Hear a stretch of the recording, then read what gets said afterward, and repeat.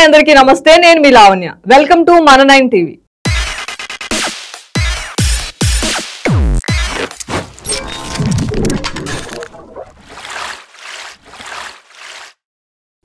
సినీ పరిశ్రమలో అత్యుత్తమ ప్రతిభ కనబరిచిన వారికి ఇచ్చే నంది అవార్డులను ఇకపై గద్దర్ పేరుతో ఇస్తామని తెలంగాణ ముఖ్యమంత్రి రేవంత్ రెడ్డి ప్రకటించారు.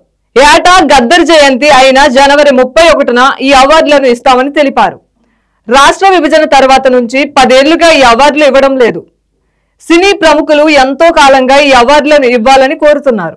గద్దర్ జయంతి వేడుకల్లో సీఎం రేవంత్ రెడ్డి వీటిపై ప్రకటన చేశారు.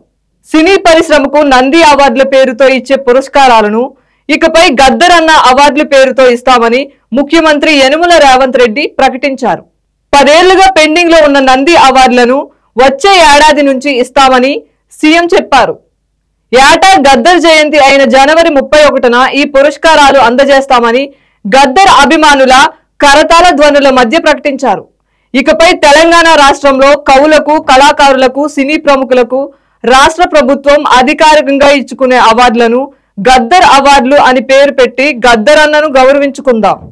ఈ వేదిక మీద నుంచే చెప్తున్నా, ఇదే శాసనం, ఇదే జీవో, నా మాటే జీవో అని రేవంత్ రెడ్డి అన్నారు.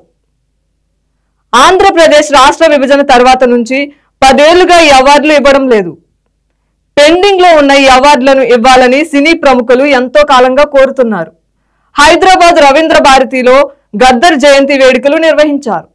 ఈ కార్యక్రమానికి ముఖ్య అతిథులుగా హాజరైన ముఖ్యమంత్రి రేవంత్ రెడ్డి మాట్లాడుతూ గద్దర్ పేరుతో ఇచ్చే అవార్డుల గురించి ప్రకటన చేశారు. రేవంత్ రెడ్డి గద్దర్ అవార్డుల గురించి ప్రకటన చేయగానే సభా వేదికపై ఉన్న పలువురు ప్రముఖులు, గద్దర్ కుమార్తె, గద్దర్ అభిమానులు ఆయన వద్దకు వచ్చి గొప్ప నిర్ణయం సార్ అంటూ అభినందనలు తెలిపారు.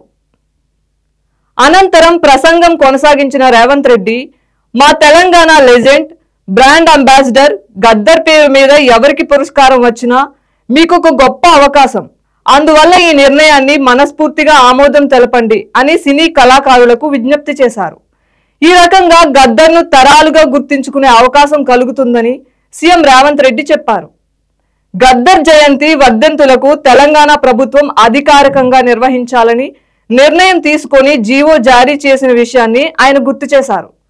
తాను తరచూ లోతుకుంటలోని గద్దర్ నివాసానికి వెళ్లేవాడినని, గద్దర్తో తనకున్న అనుబంధాన్ని గుర్తు చేసుకున్నారు సీఎం రేవంత్ రెడ్డి.